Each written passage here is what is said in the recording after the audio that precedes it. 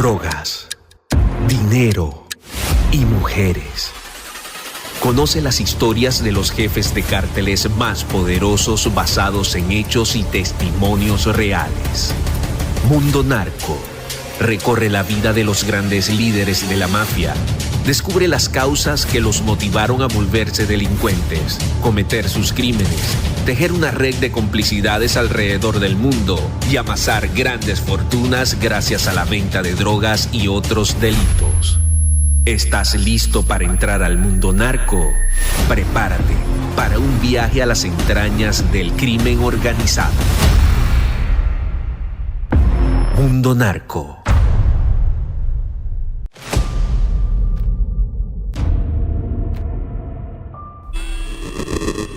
¿Su nombre? Joaquín Guzmán.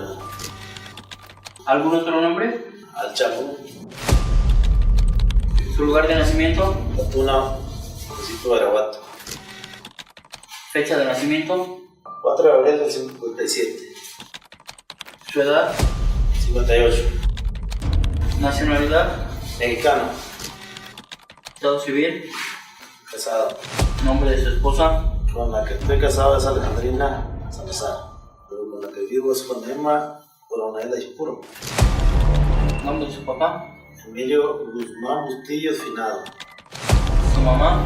Consuelo Luera Pérez. ¿Ocupación de usted? Agricultor.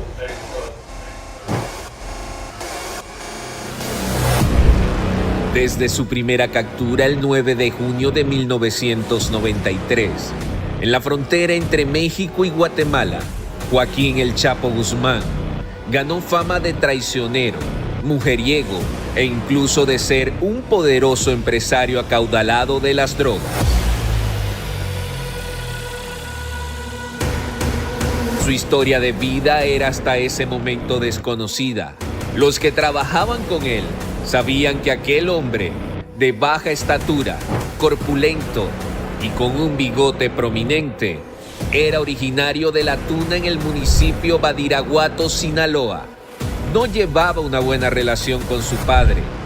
Tenía 2 hermanas menores, Bernarda y Armida, y 4 hermanos menores, Miguel Ángel, Arturo, Emilio y Aureliano, a quien también apodaban El Guano. Actualmente, un miembro activo del cartel de Sinaloa. Algunas versiones aseguran que el Chapo tenía 3 hermanos mayores que murieron de causas naturales cuando él era joven. El hambre y la pobreza acabaron con ellos. Sus inicios en el mundo del narcotráfico también son inciertos. Algunos expertos creen que su padre, Emilio Guzmán Bustillos, era un campesino que sembraba opio y que fue él quien le enseñó el viejo oficio de sembrar drogas.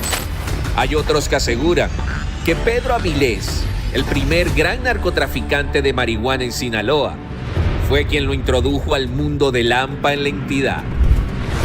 Lo cierto es que con el paso de los años, las autoridades no tenían idea que aquel humilde vendedor de naranjas, que escaló a chofer de Miguel Ángel Félix Gallardo, más tarde a mandadero de Armando Carrillo Fuentes, el Señor de los Cielos, y después a pistolero del cartel de Guadalajara, se convertiría en el capo de las drogas más poderoso del mundo, gracias a su liderazgo en el cartel de Sinaloa, una empresa criminal que actualmente opera en 17 de los 31 estados de la República Mexicana y en 50 naciones alrededor del mundo.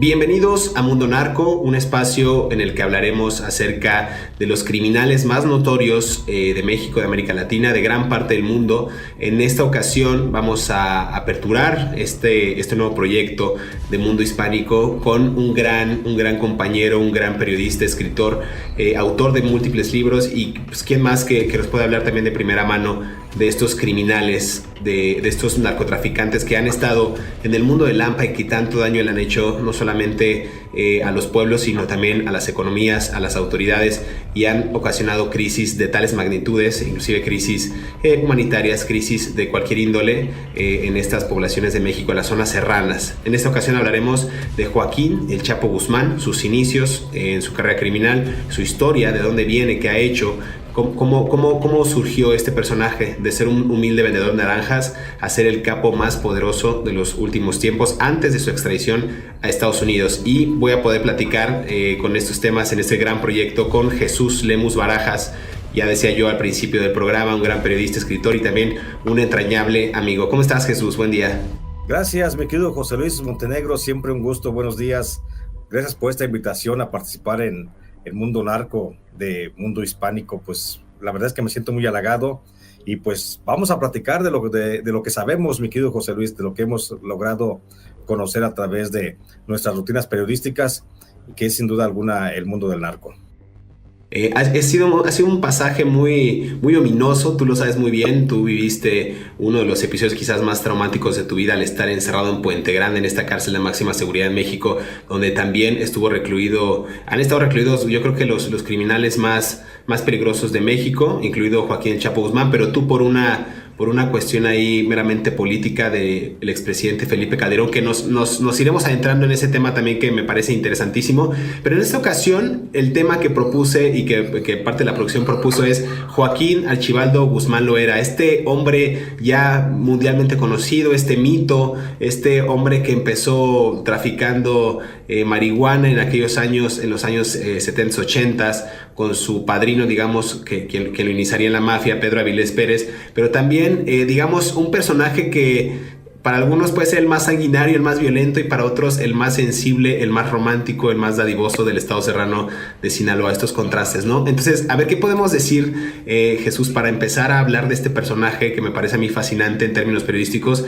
¿De dónde nace? ¿Quiénes son sus papás? ¿En qué contexto surge este personaje que pues al final del día terminaría siendo el más notorio de los capos de la droga en México? Bueno, yo creo que, mi querido José Luis, no podemos entender el desarrollo actual del narcotráfico como un hecho histórico y social, por supuesto. No lo podemos entender sin la figura de Joaquín Guzmán Loera. Yo creo que Joaquín Guzmán Loera es el que pone un antes y un después al mundo del narcotráfico. No creo no equivocarme si nos referimos que Joaquín Guzmán Loera es el que le da un dejo de modernidad al narcotráfico, y es el que viene a romper con el viejo mundo de los narcotraficantes, que eran un tanto como románticos y pistoleros, allá los de Pedro Avilés, los de Lamberto Quintero, y viene a romper un poquito con ese mundo muy surrealista prácticamente, y que veíamos ahí sí a los narcotraficantes como una especie de figuras muy bien posicionadas en su localidad, para convertirse luego en grandes jefes de empresas criminales totalmente. Creo que el Chapo Guzmán es el que rompe con esos dos mundos, con ese mundo del narco tradicional, para convertirlo en una empresa pues criminal, y también una empresa de muy altos vuelos. No podríamos entender, como tú bien dices, al mundo del narcotráfico sin Pedro Avilés, que creo que es el padre del narcotráfico moderno, y su principal pupilo. Pues Pedro Avilés tiene dos grandes pupilos. Acuérdate que Pedro Avilés era socio de Lamberto Quintero cuando comenzaban a trasegar marihuana, y ellos trasegaban marihuana, producían marihuana en la zona de Badiraguato, en la sierra de Badiraguato. Ellos trasegaban esa marihuana para venderla al cártel de la Nacha, lo habrás de recordar, mi querido José Luis, y aparte para suministrar también marihuana a algunos pequeños compradores de mota que se establecieron allí en la zona de Sinaloa, principalmente de origen chino. Entonces, Pedro Avilés y Rafael Caro Quintero son los padres, ineludiblemente debemos pensarlo así, son los padres del narcotráfico, porque ellos como principales sembradores de marihuana comienzan a contratar la mano de obra pues muy barata y muy urgente que se presentaba en la región de Badiraguato, y comienzan a reclutar muchachitos. Lamberto Quintero recluta a muchos de sus familiares, entre ellos, por supuesto, Rafael Caro Quintero, y Pedro Avilés comienza a reclutar a otros, entre ellos, como tú ya bien decías, a un muchachito que se dedicaba a la venta de naranjas, que se dedicaba por ahí a cargar canastas en el mercado, que andaba por ahí ayudándole a algunos carniceros a cargar los retazos de la carne de un lado a otro dentro del mercado, y que así ayudaba a contribuir un poco a la economía, la muy magra economía que tenía en aquel tiempo la familia, y ese era Joaquín Guzmán Loera.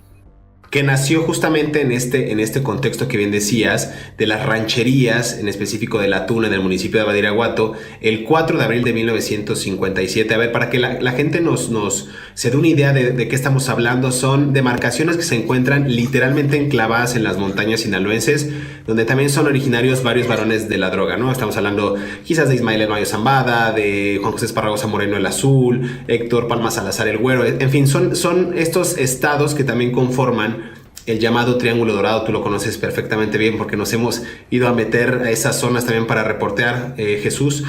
Conforman el estado de Chihuahua, el estado de Durango, Sinaloa, estos liderazgos que actualmente pues mantienen el cártel de Sinaloa, en específico cuando Joaquín Guzmán los tenía a su cargo, cuando estaba en libertad. A ver, pero también me gustaría adentrarme a este mítico criminal, Jesús, porque el Chapo no es un tipo estudioso, apenas terminó, y lo sabes bien, y los registros lo han comprobado, terminó el 3er grado de primaria, pero también, a ver, el que haya estudiado el 3er grado de primaria no quiere decir que su inteligencia es innegable, o sea, ocupó sus habilidades para abrirse paso, como bien decías, en el camino de la pobreza y atacarla a su manera, con dos cosas que eran esenciales quizás para la época, dada la pobreza tan penetrada, tan constante, y era las armas y la droga. Quizás aquí valdría la pena regresar a esta frase donde dicen los estudiosos que infancia es destino. Creo que todo estaba dado, bien decías tú, de Pedro Avilés Pérez, la influencia de Lamberto Quintero, la pobreza que existía y era latente en regiones como Badiraguato, en Sinaloa, y además la influencia, y es que nos podríamos llevar 10 capítulos de hablar sobre la influencia de los opioides de los chinos cuando llegan a Sinaloa, porque también es una parte interesante ver cómo se gesta el tráfico de drogas en esos años, desde los años 50, 60, y ver cómo en estos años, cuando Joaquín Chapo Guzmán era joven, en los años 60, 70, empieza a adentrarse al mundo del narcotráfico. Entonces, ahí había una máxima también que es de un narcocorrido, que es o eres pobre o criminal en Sinaloa. No hay más, Jesús. Exactamente, querido José Luis, hay que revisar muy a fondo, como tú dices, infancia es destino, y creo que eso es bien fundamental para poder entender la vida de Joaquín Guzmán.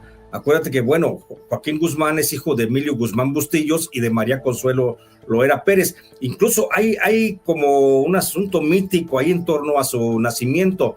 Tú acabas de decir la fecha, 4 de abril de 1957, fecha de su nacimiento, pero también hay otra fecha que se dice que es el 25 de diciembre del 54. ¿Por qué tenemos dos fechas de nacimiento de Joaquín Guzmán? Pues por un simple hecho, porque Joaquín Guzmán, cuando entra a la cárcel de Puente Grande, que le toman su registro, la primera vez que pisa la cárcel, él da como fecha buena de nacimiento el 4 de abril de 1957. Sin embargo, en Estados Unidos, en el proceso penal que se le abrió y que lo llevó al juicio de sentencia que ya todos conocemos, él declaró que había nacido un 25 de diciembre de 1954.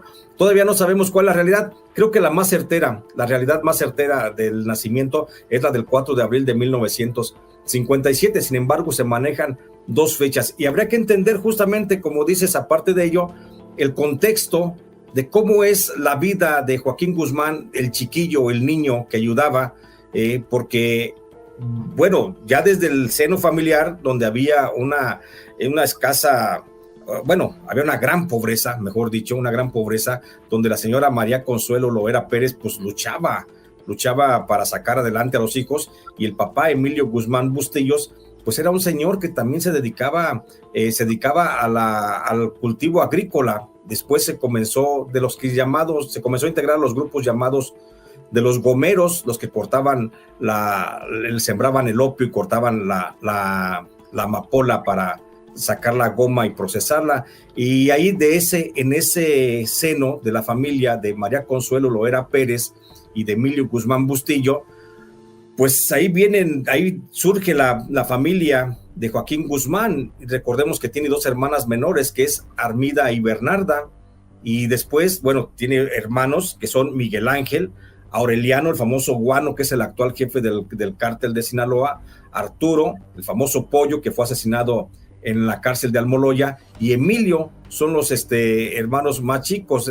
Hay quienes, algunos historiadores le han atribuido que tiene otros 3 hermanos mayores, que son del matrimonio de Emilio Guzmán con otras personas, con otras mujeres, pero de eso todavía así como no está como muy claro y muy definido. El caso es que Joaquín Guzmán, lo que se puede establecer a la luz de la historia, siempre fue, aun cuando era de los hermanos así como más despreocupados pareciera ser, o más desentendidos, siempre estuvo al pendiente de las necesidades económicas que había en la familia, y él comienza a trabajar desde muy chico. Hay quienes lo recuerdan trabajando a Joaquín Guzmán desde la edad de los 6 o 7 años, que te digo, ya andaba por ahí en el mercado de ayudante de carnicero, ayudándole por ahí a un señor que le ayudaba a cargar los retazos de la carne de puerco, y luego después de carnicero se empleó también en una frutería que vendía frutas y flores también, y por ahí el Chapo Guzmán se encargaba de hacer las entregas a domicilio. Fue uno de los primeros repartidores a domicilio, yo creo que hay.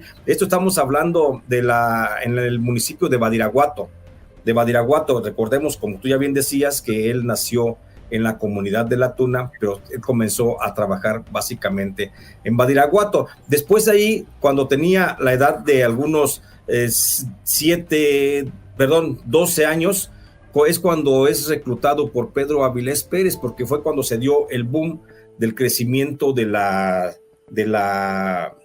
zonas de cultivo de marihuana, y Pedro Avilés Pérez junto con Lamberto Quintero pues tenían el control prácticamente de aquella región de la siembra, y uno de los encargados de esas siembras agrícolas era uno de los sobrinos de Lamberto Quintero, que es Rafael Caro Quintero. Rafael Caro Quintero fue el que comenzaba a reclutar muchachos, y él fue el que aceptó la propuesta de Pedro Avilés Pérez para que le ayudara, un muchachillo, le ayudara a cuidar algunos cultivos de marihuana, y ese muchachillo era precisamente el Chapo Guzmán. Jesús, vamos a ir a una pausa para seguir hablando acerca de Joaquín el Chapo Guzmán. Me parece muy interesante adentrarnos en estos secretos de la mafia, conocer al personaje, conocer de dónde viene, qué hizo y cuáles fueron las motivaciones justo que lo orillaron a convertirse en el criminal más sanguinario e inclusive el enemigo público número 1 de Estados Unidos hace unos años, antes de su extradición hacia territorio norteamericano. Volvemos, estamos aquí en Mundo Narco, conversando acerca de Joaquín el Chapo Guzmán con Jesús Lemus. Soy José Luis Montenegro, regresamos.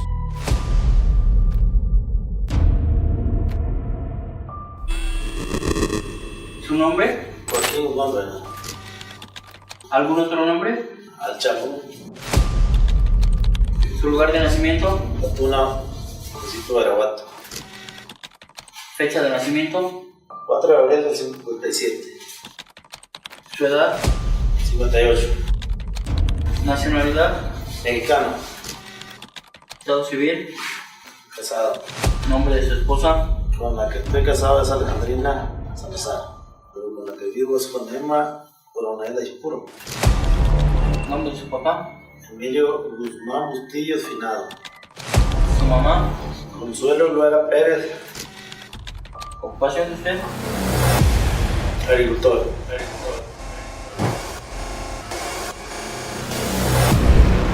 Desde su primera captura el 9 de junio de 1993, en la frontera entre México y Guatemala, Joaquín el Chapo Guzmán ganó fama de traicionero, mujeriego e incluso de ser un poderoso empresario acaudalado de las drogas.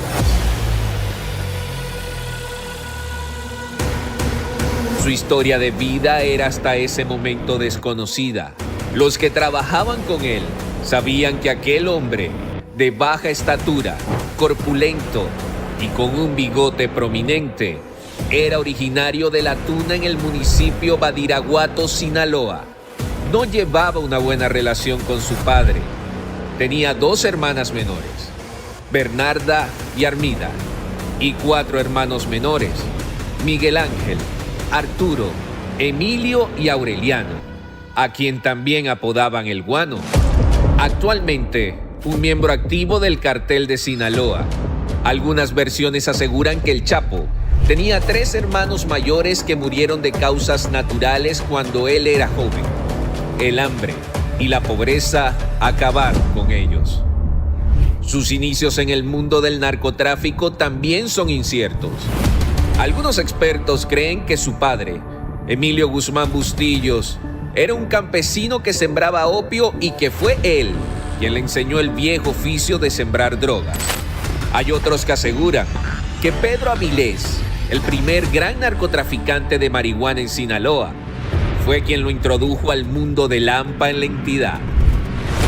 Lo cierto es que con el paso de los años, las autoridades no tenían idea que aquel humilde vendedor de naranjas, que escaló a chofer de Miguel Ángel Félix Gallardo, más tarde a mandadero de Armando Carrillo Fuentes, el Señor de los Cielos, y después a pistolero del cartel de Guadalajara, se convertiría en el capo de las drogas más poderoso del mundo, gracias a su liderazgo en el cartel de Sinaloa, una empresa criminal que actualmente opera en 17 de los 31 estados de la República Mexicana y en 50 naciones alrededor del mundo. Regresamos a Mundo Narco, estamos conversando acerca de la vida criminal, los inicios en la mafia de Joaquín El Chapo Guzmán, una conversación en este nuevo producto de Mundo Hispánico, Mundo Narco. Entusiasmado, insisto, por compartir este espacio con colega, periodista, amigo, cómplice de aventuras, Jesús Lemus Barajas. Jesús, hablamos justo de estos inicios en la mafia de El Chapo Guzmán y hablabas algo bien interesante que quiero retomar al hilo para los que nos están escuchando, que fue justo hasta la adolescencia. A ver, ya estamos hablando de esos años álgidos de los años 70, cuando Guzmán Loera se inicia formalmente en el mundo del narcotráfico. Él tenía tan solo 15 años aproximadamente y empieza en el tema del sembradío de marihuana, una actividad rentable para la época. Y a ver, estamos hablando del año 1972 y el mundo también era testigo de la Segunda Guerra de Indochina, también conocida como la Guerra de Vietnam. Y tú lo conoces perfecto. Esta producción y sobre todo consumo de drogas estaba en su apogeo. La aparición también creo que de la heroína, que era pues esta demanda constante, además de la marihuana y otros opioides, que los rancheros pasaron de ser el clásico ranchero de caballo, de bota, de sombrero, a convertirse, ya lo decías muy bien tú, a unos empresarios de la mafia. O sea, ya tener una empresa criminal que tuviera no solamente esta rentabilidad a través de la marihuana, sino, insisto, la aparición de los opioides y de algunas otras drogas como la heroína fue lo que potenció que estos narcotraficantes, pues en tiempo récord, se convirtieran en importantes varones de la droga. Y esto también vale la pena mencionar como contexto pues del tema del narcotráfico, que justo fue el prohibicionismo global impulsado por el entonces presidente de Estados Unidos, Richard Nixon, que bloqueó todas las mafias transatlánticas de las redes delincuenciales que existían en ese momento. ¿Y esto qué significa? Que al bloquear el expresidente de Estados Unidos, Richard Nixon, esta entrada de otros países o de rutas marítimas o aéreas de países que estaban atentando en ese momento contra la integridad de Estados Unidos, ¿qué pasa? Que México, al ser el vecino cercano, quizás en ese momento todavía no lo sabían, el vecino incómodo, pues hace que crezcan estas redes delincuenciales en México y se acerquen a Estados Unidos para seguir promoviendo el tema del trasiego de drogas. Me parece, y tú mencionabas, Jesús, del pionero en el tema de narcotráfico, Pedro Avilés Pérez. Me parece que él fue el primero también en transportar justo estupefacientes en aeronaves, principalmente marihuana, de México hacia Estados Unidos.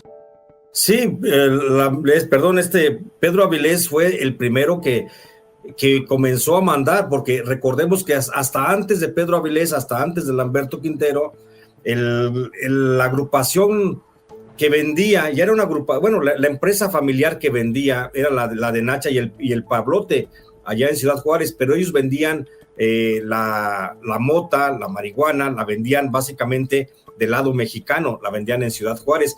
Entonces muchos soldados que llegaban ya de la guerra de Vietnam, como tú ya bien dices, de las guerras de Asia, donde se habían ya lanzado Estados Unidos a expandir su imperio, muchos soldados que llegaban con adicciones, llegaban a comprar pues la droga hacia el lado de México, y ellos venían. Ahí es cuando Pedro Avilés, Lamberto Quintero observan esa posibilidad de trasegar drogas hacia Estados Unidos y son los primeros en mandar algunos cargamentos de droga desde México hacia Estados Unidos. No hay que perder de vista esa sociedad entre Pedro Avilés y Lamberto Quintero, porque luego, justamente después de ese rompimiento entre Pedro Avilés y Lamberto Quintero, cuando Lamberto Quintero es extrañamente asesinado por algunos de sus enemigos de amores, eran enemigos de amores, no eran siquiera enemigos del mundo del narcotráfico, es asesinado Lamberto Quintero. Pedro Avilés es cuando decide armarse en grande, decide trasladar, comienza a pensar en la posibilidad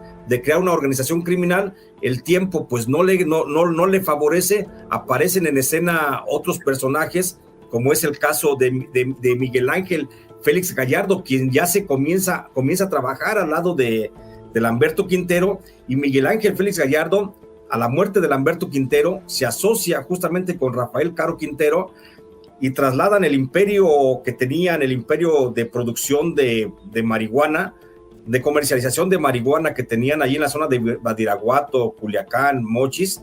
Ellos lo trasladan y lo bajan hacia la zona de Guadalajara. Es ahí donde a principios de 1980 surge el cártel de Guadalajara, te acordarás, con Miguel Ángel Félix Gallardo, con Rafael Caro Quintero, y con Ernesto Fonseca Carrillo. Y con Ernesto Fonseca Carrillo, por supuesto, y es cuando ahí cada uno llega. Ernesto Fonseca Carrillo pues llega con su sobrino, te acordarás del Señor de los Cielos, claro. ¿Sí? Y Miguel Ángel Félix Gallardo llega también con sus sobrinos, los Arellano Félix, y bueno, Rafael Caro Quintero llega únicamente con el Chapo Guzmán, con el Mayo Zambada, con Héctor Beltrán Leiva, entre otros, y es así cuando llegan los primeros narcotraficantes, se aglutinan justamente ahí en la zona de Guadalajara, y ahí es donde comienza, por la instrucción, bueno, con el apoyo, porque Rafael Caro Quintero rápidamente, hay que decir que desde que Rafael Caro Quintero cuidaba los cultivos de marihuana de su tío Lamberto y era apoyado por el Chapo Guzmán, desde ahí le tomó un gran aprecio Rafael Caro Quintero al Chapo Guzmán. El Chapo Guzmán, como tú decías, con una escasa preparación académica, porque nada más fue hasta el tercer año de primaria, porque lo dejó para dedicarse justamente al narcotráfico, pues con su escasa preparación primaria, tiene aún así una habilidad mental muy, muy grande y muy buena para los negocios, de tal forma que el Chapo Guzmán se convierte en un gran asesor, en un gran consejero para Rafael Caro Quintero, y desde ahí Rafael Caro Quintero lo comienza a asumir como el segundo a mando. Que esto luego, cuando platiquemos del cártel de Guadalajara, por supuesto, cuando comencemos a desentrañar el cártel de Guadalajara, vamos a ver cómo es que influye el Chapo Guzmán en esas decisiones que toma Rafael Caro Quintero para desmembrar el cártel de Guadalajara y que nazcan así el cártel de los Arellano, el cártel de Juárez, el cártel de Sinaloa, que el cártel de incluso de Nacho Coronel. Entonces ya lo platicaremos, por supuesto, esto, pero por supuesto que ahí en ese andar de las cosas, y ya con eso termino para no arrebatarte la palabra ni hacerme dueño de ella, de mi querido José Luis, ya después ahí Rafael Caro Quintero es el que escucha los consejos del Chapo Guzmán de no limitarse únicamente a la producción de marihuana. Él es el que tiene la visión de comprar cocaína desde Colombia para trasegarla desde Colombia hacia Guadalajara y de Guadalajara a suministrarla a los mercados nacionales y mandarla también a Estados Unidos. Por eso Rafael Caro Quintero le encomienda al Chapo Guzmán las dos misiones, una, que haga nexos con el cártel de Cali, el que encabezaba Pablo Escobar Gaviria, que hagan nexos con ellos, que vea la posibilidad de que sean sus suministradores de cocaína para el cártel de Guadalajara, y por otro lado le encarga al Chapo Guzmán que abra una ruta para que entre la cocaína desde Colombia por el estado de Michoacán. Y aquí entran en juego otros actores políticos, donde entra Humberto Rodríguez Bañuelos, pero ya lo platicaremos, por supuesto. Está bien interesante esto, y para que la gente se dé una idea de la magnitud de la organización criminal, a ver, estamos hablando de dos sujetos pioneros del narcotráfico en México, ya lo mencionabas, Jesús, Lamberto Quintero y Pedro Avilés Pérez.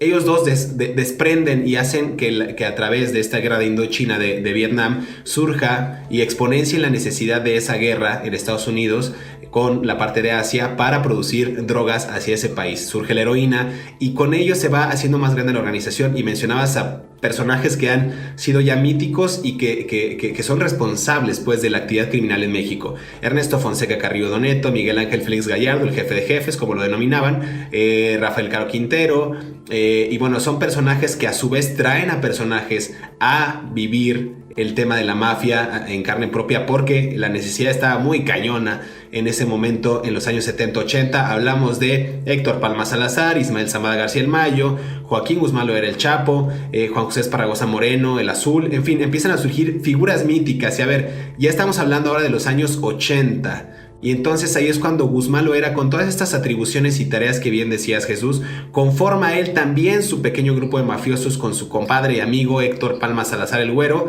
Algunas versiones dicen que eran cerca de 25 personas dedicadas al cultivo y venta de marihuana. A ver, esas 25 personas hoy son nada.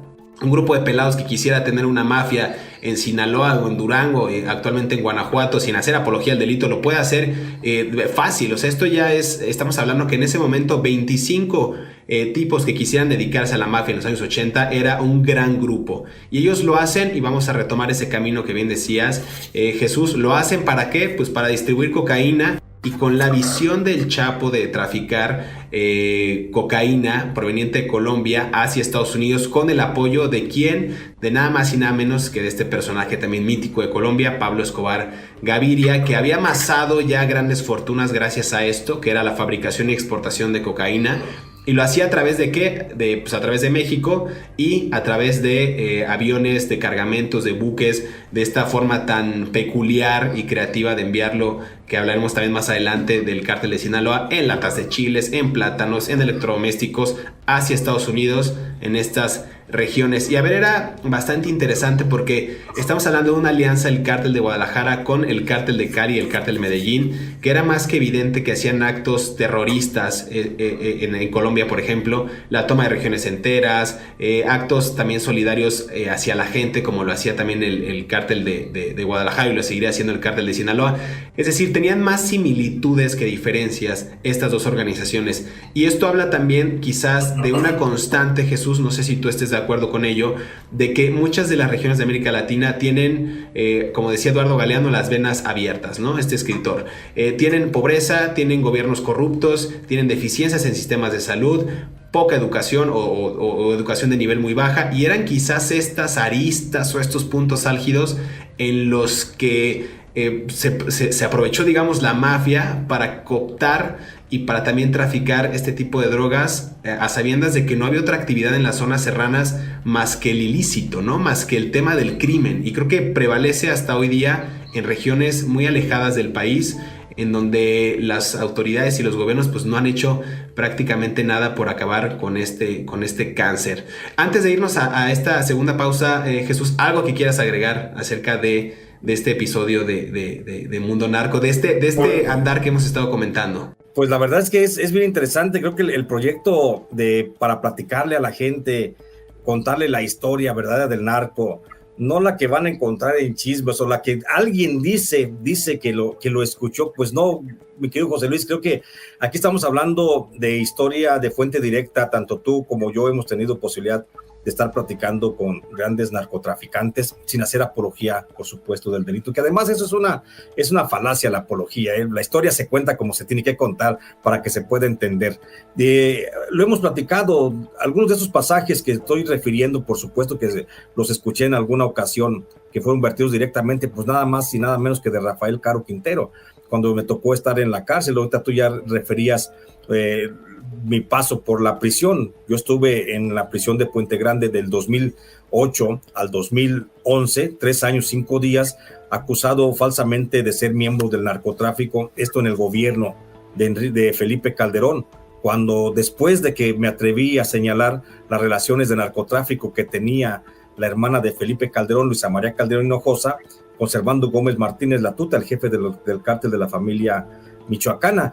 Entonces, después de que publicó eso, pues viene una embestida del poder se me acusa de lo que yo estaba acusando al presidente de ser narcotraficante, pero yo sí terminé en la cárcel 3 años 5 días, y allí estuve en esa prisión de Puente Grande, pues del lado de grandes narcotraficantes, Rafael Caro Quintero, Sergio Enrique Villarreal Barragán el Grande,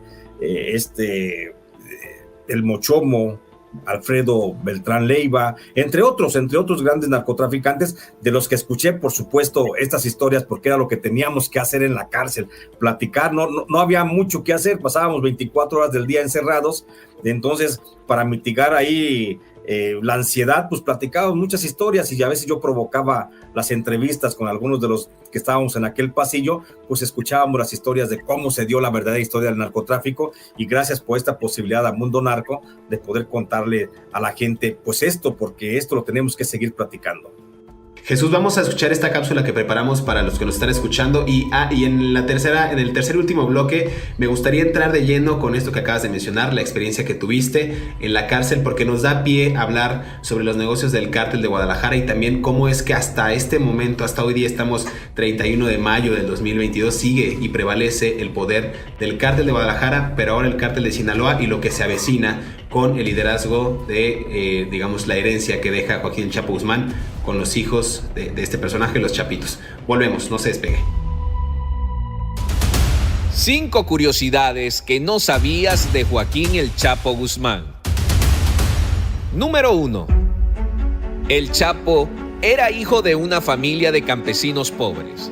Su padre lo golpeaba con frecuencia, y cuando era adolescente, quizás entre los 13 o 14 años de edad, lo echaron de su casa y él se fue a vivir con su abuelo. Algunos aseguran que fue en ese momento cuando su carrera criminal comenzó. Número 2. Joaquín Guzmán recibió el apodo del Chapo debido a que así se les llama a la gente de baja estatura en el norte de México. Algunas versiones aseguran que el Chapo mide 1,55 m, aunque dicen que podría medir 1,68 m. Número 3. El Chapo se dedicó a la agricultura antes de iniciarse en el mundo de las drogas. Debido a ello, también fue apodado el Señor de las Montañas. E incluso, durante su carrera criminal empleó varios nombres falsos, tales como Joel Sánchez, Jorge Ramos Pérez, Raúl Guzmán Ruiz, Francisco Villaseñor, entre muchos otros. Número 4.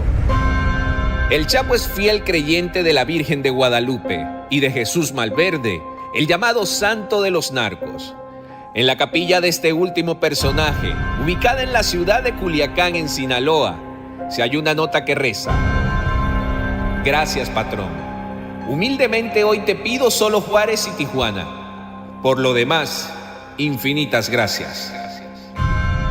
La misiva iba firmada por J.G.L., el Chapo. Número 5. Cuando comenzó a cobrar notoriedad en el mundo del narcotráfico, el Chapo Guzmán recurrió a más de una cirugía estética. En algún momento, el pelo negro, la cara redonda y los pómulos prominentes quedaron atrás. Las autoridades se percataron que Guzmán lo era. Ahora lucía el pelo rojo y el rostro más afilado y sin líneas de expresión. No obstante, eso duró muy poco tiempo, y el capo retomó gran parte de su apariencia con la que hoy en día se le conoce.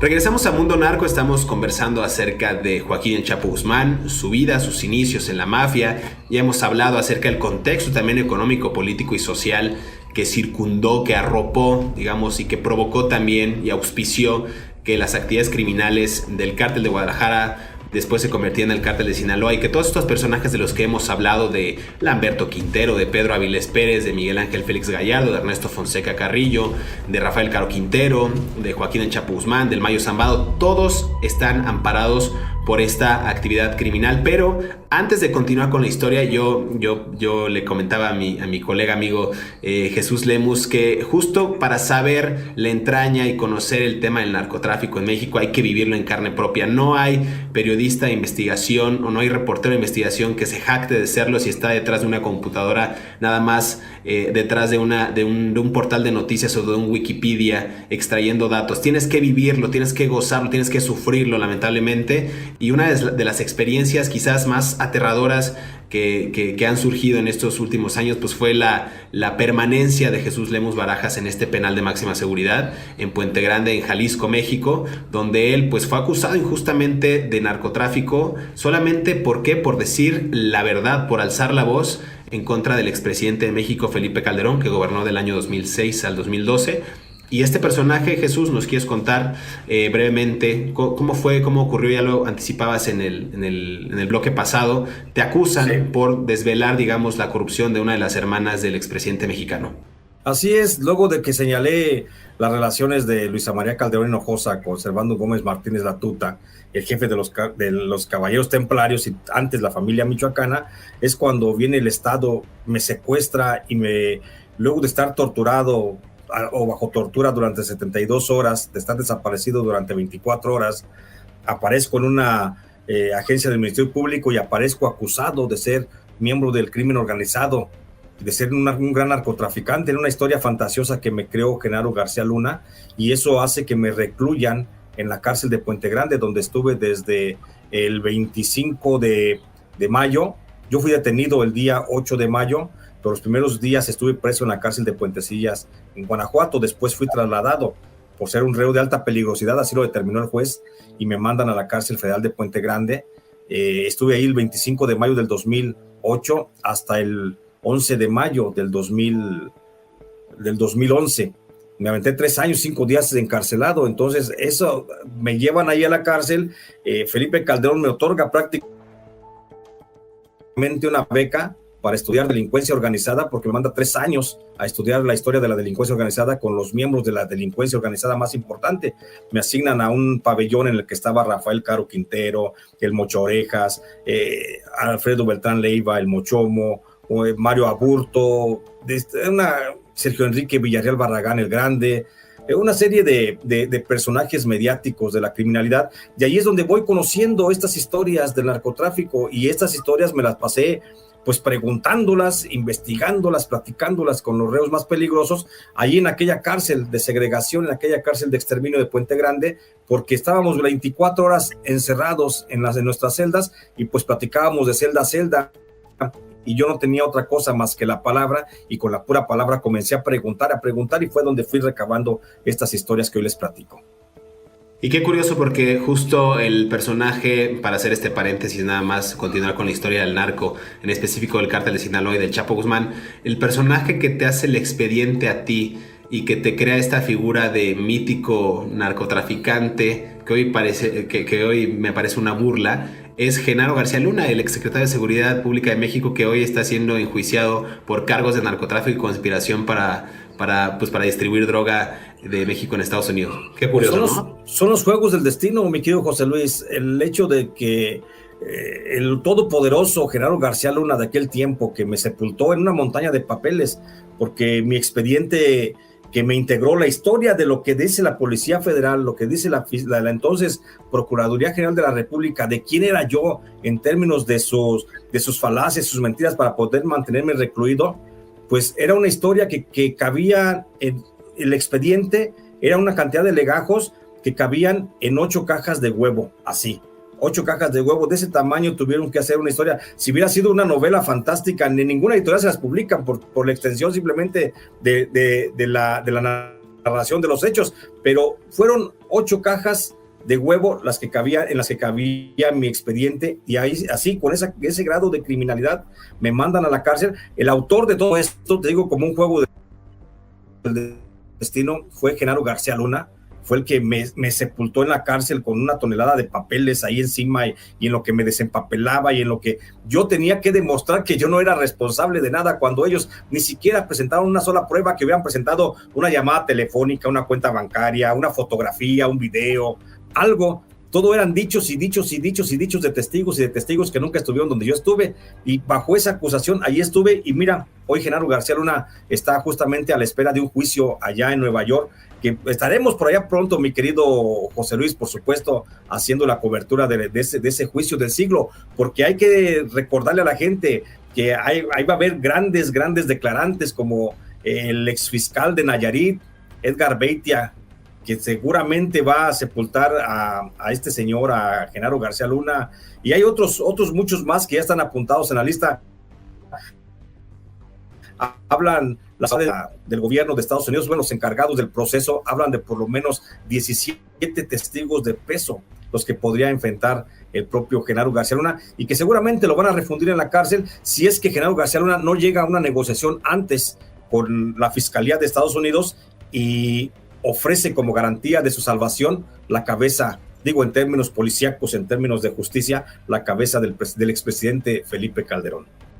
Un gran episodio que ya veremos si se gesta o no, que es uno también de las tensiones que ha estado pujante aquí en México. Jesús, vamos a regresar después de este gran paréntesis delicioso, términos periodísticos, de los negocios, justamente el cártel de Guadalajara, y mencionabas algo, y no quiero que sonemos contradictorios o que nos estamos yendo de polo a polo, pero justo hablabas de estas complicidades gubernamentales, de que hablas de estos pactos, de estos tejes y manejes que tú sufriste en carne propia, de cómo se usa o cómo se usaba la justicia en México.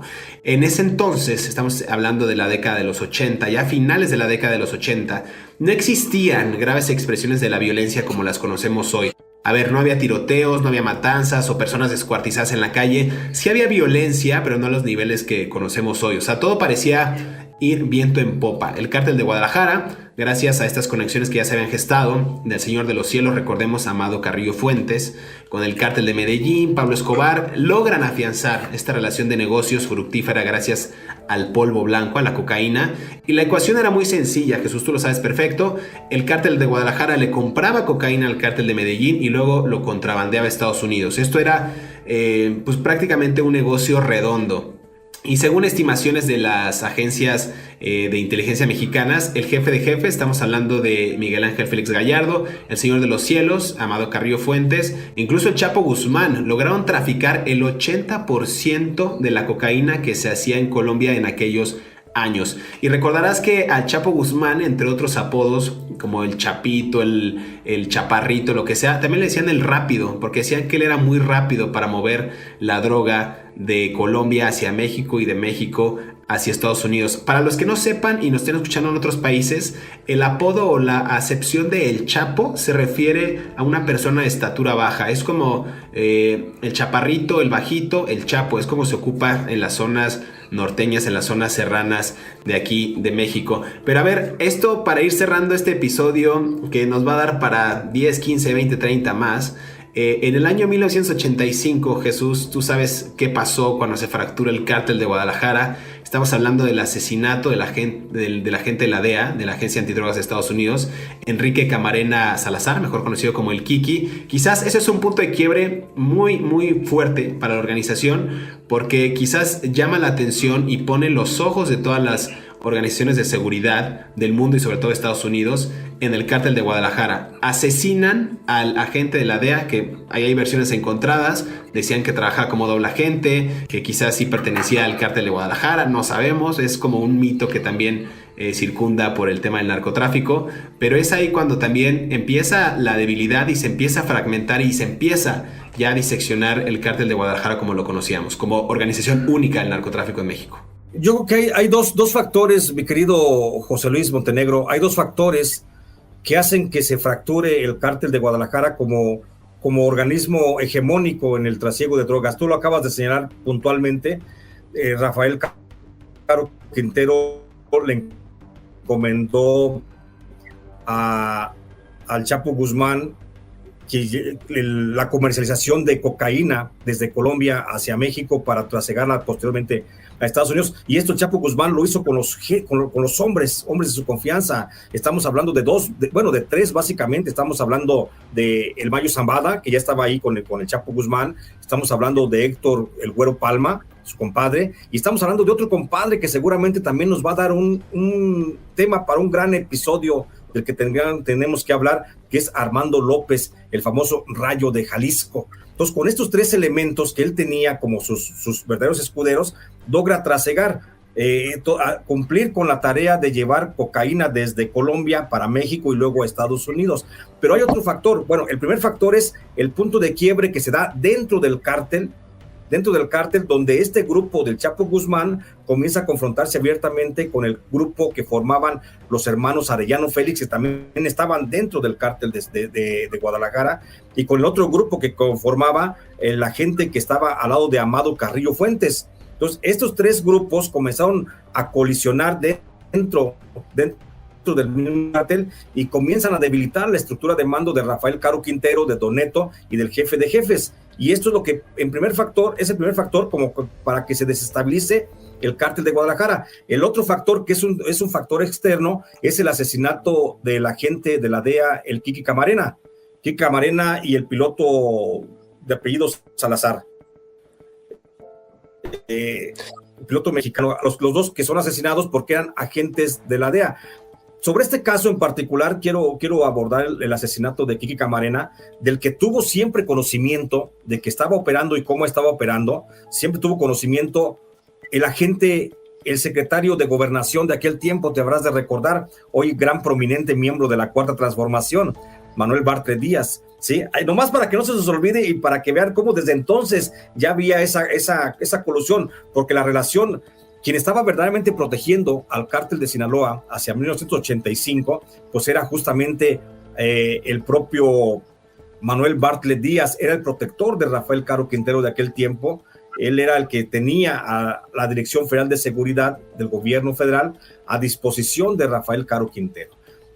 La presencia de Kiki Camarena infiltrándose a la organización criminal es una acción aislada que toma un grupo de integrantes, miembros de la DEA, y lo infiltran a tal grado que conoce toda la estructura.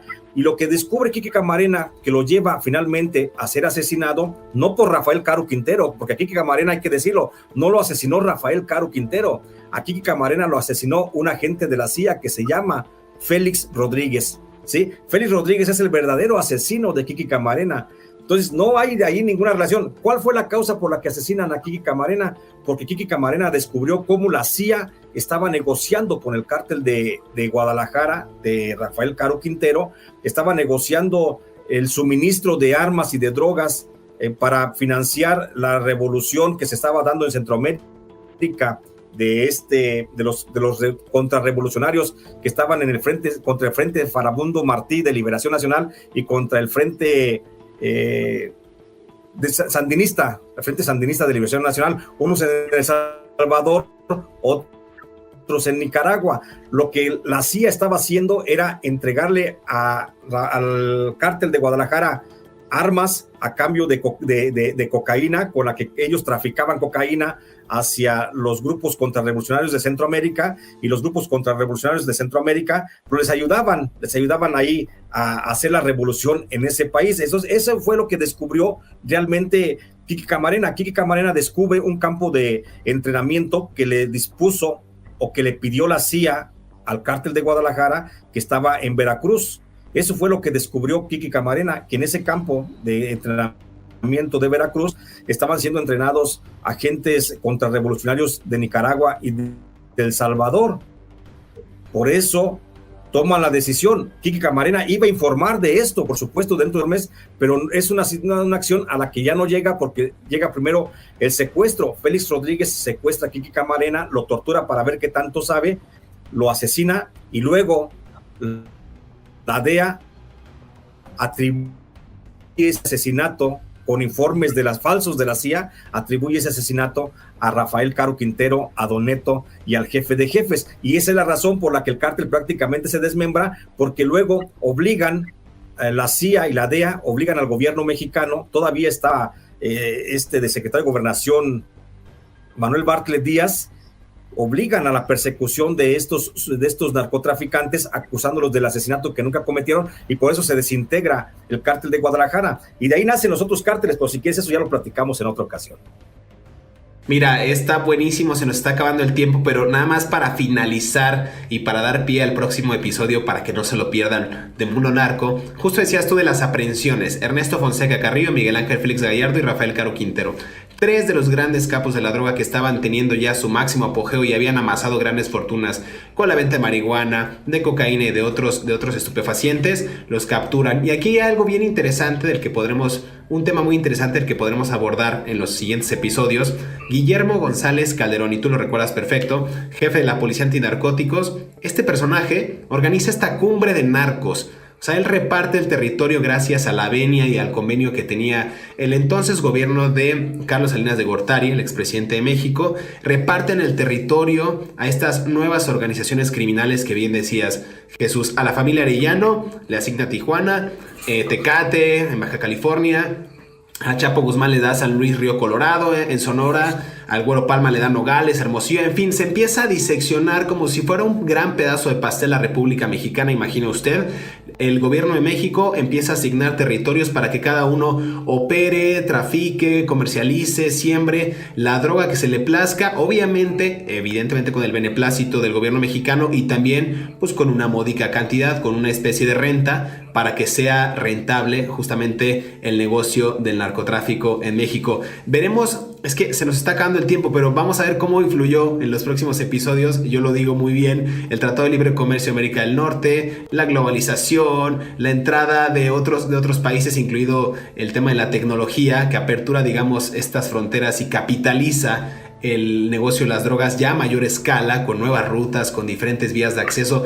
Jesús, tenemos muchos episodios todavía que nos sobran, pero quiero cerrar justo con eso, con que el narcotráfico es tan complejo, es tan exquisito hablar de él en términos periodísticos, en términos analíticos, porque es un entramado que ha implicado durante muchas décadas la participación directa o indirecta de los gobiernos, las carencias de los estados, las guerras. Hablabas tú de la contra nicaragüense, cómo es que se gesta por parte de Estados Unidos una alianza con cárteles de la droga para hacer movimientos subversivos que desestabilicen economías para ellos salir al quite. Entonces es muy complejo. La gente piensa que es la persona que vende o hace narcomenudeo en la esquina. Esto trae un interés mayor, es un interés global, del cual hablaremos en los próximos episodios de Mundo Narco, estos secretos de la mafia que iremos desvelando. Jesús, fue un placer platicar contigo, es un deleite. Vamos a ir explicándole a la gente, como bien decías, la realidad, la verdadera verdad, decía Carlos Fuentes en sus libros, porque de eso se trata, de hablar ahora sí, con todos los pelos de la burra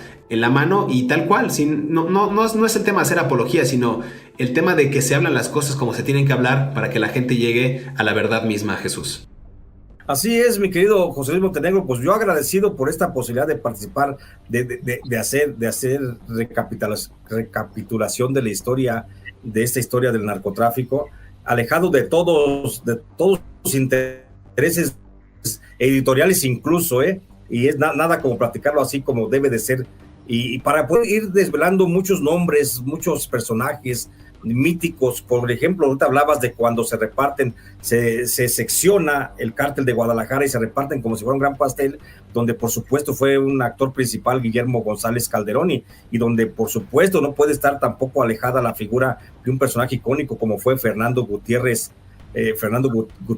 Barrios, que también estuvo ahí, que fue secretario de Gobernación de Carlos Salinas de Gortari, y también tuvo mucho que ver en este entramado. También hay que platicarlo en una emisión próxima, cómo fue que el primer fiscal, el fiscal antinarco en México que tuvo fue el actual fiscal general de la República, el señor Alejandro Gers Manero. En 1976 la CIA lo designa a Alejandro Gers Manero, que en aquel tiempo era un incipiente agente del Ministerio Público de la Federación. Ya lo designaba en la Operación Cóndor como primer encargado del operativo de combate al narcotráfico, y cómo desde ahí viene mucha de la fractura social que tenemos hoy en día, y que siempre estamos responsabilizando a veces nada más a dos administraciones inmediatas, las fallidas de Felipe Calderón y de Enrique Peña Nieto, pero que si nos vamos y somos justos con la historia, digo, no por exonerar, yo soy el último que defendería por supuesto a Felipe Calderón, pero si vamos a ser justos con la historia, hay que ir revisando desde Miguel de la Madrid, desde atrás, desde José López Portillo, desde Echeverría, cómo desde allá viene el fracaso institucionalizado del gobierno. Entonces, más que un partido revolucionario institucional, fue un fracaso institucionalizado, y eso hay que platicarlo porque, como dices tú, es bien complejo y tenemos que ver muchas aristas sociales, económicas, políticas, de violencia, de los cárteles, todo, para ir desentrañando este mundo narco. Te agradezco mucho, mi querido José Luis, estoy a tus órdenes siempre. Muchas gracias, Jesús. Nos escuchamos en el próximo episodio de Mundo Narco. No olviden que vamos a hablar en los próximos episodios de la carrera criminal de Joaquín El Chapo Guzmán. Vamos a hablar también de otros personajes que estuvieron involucrados con él y que nos van a dar cuenta, con testimonio real de personas que están vivas, acerca de cuáles fueron las complicidades, quiénes fueron los socios. Hablaremos de la familia, de las mujeres. En fin, tenemos mucha tela de dónde cortar. Muchas gracias, Jesús. Nos escuchamos en el próximo episodio de Mundo Narco.